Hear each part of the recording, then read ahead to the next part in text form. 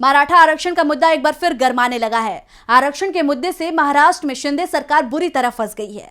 मनोज जरांगे ने शिंदे सरकार की मुश्किलें बढ़ा दी है। दरअसल आंदोलन के नायक मनोज जरांगे पाटिल ने एक बार फिर आमरण अनशन शुरू करने का फैसला लिया है, जिससे शिंदे सरकार मुश्किलों में घिर सकती है। क्या है पूरी खबर, देखते हैं इस रिपोर्ट में। मराठा आरक्षण कार्यकर्ता मनोज जरांगे ने शनिवार को हजारों लोगों के साथ मिलकर महाराष्ट्र में जालना से लेकर मुंबई तक विरोध प्रदर्शन शुरू किया। उनका ये प्रदर्शन अपने समुदाय के लिए आरक्षण की मांग को लेकर है। मार्च शुरू करने से पहले जरांगे ने मीडिया से बात की। उन्होंने राज्य सरकार को क्रूर और असंवेदनशील व्यवहार के लिए लताड़ लगाई।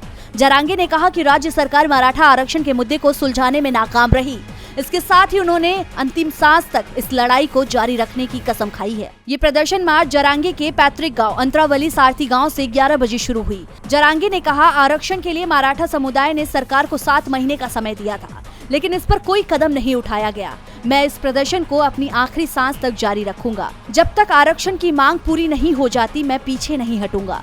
जरांगे ने मराठा युवाओं के जान जाने में वृद्धि का हवाला देते हुए राज्य सरकार और अन्य मंत्रियों की आलोचना की है। उन्होंने कहा, मराठा युवा आरक्षण के मुद्दे पर अपनी जान दे रहे हैं, लेकिन सरकार अब भी कुछ नहीं कर रही है। सरकार इतनी क्रूर और असंवेदनशील कैसे हो सकती है? उन्होंने बताया कि इस प्रदर्शन के दौरान भूख हड़ताल पर वो अपने समुदाय के लोगों के साथ बात करेंगे। 25 जनवरी को जरांगे के मुंबई पहुंचने की संभावना है।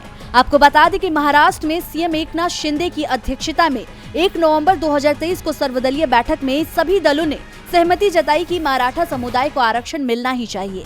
बैठक के बाद सीएम एकनाथ शिंदे ने कहा था, ये निर्णय लिया गया है कि आरक्षण कानून के दायरे में और अन्य समुदाय के साथ अन्याय किए बिना होना चाहिए। उस समय सीएम शिंदे ने आरक्षण के लिए अनशन पर बैठे मनोज जरांगे से अपील की कि वो अनशन खत्म करे। हिंसा ठीक नहीं है, जिसके बाद मनोज जरांगे ने अनशन खत्म कर दिया था, लेकिन अभी तक मनोज जरांगे की मांग सीएम एकनाथ शिंदे ने पूरी नहीं की है और एक बार फिर से मराठा आरक्षण को लेकर आंदोलन की तैयारी तेज हो गई है।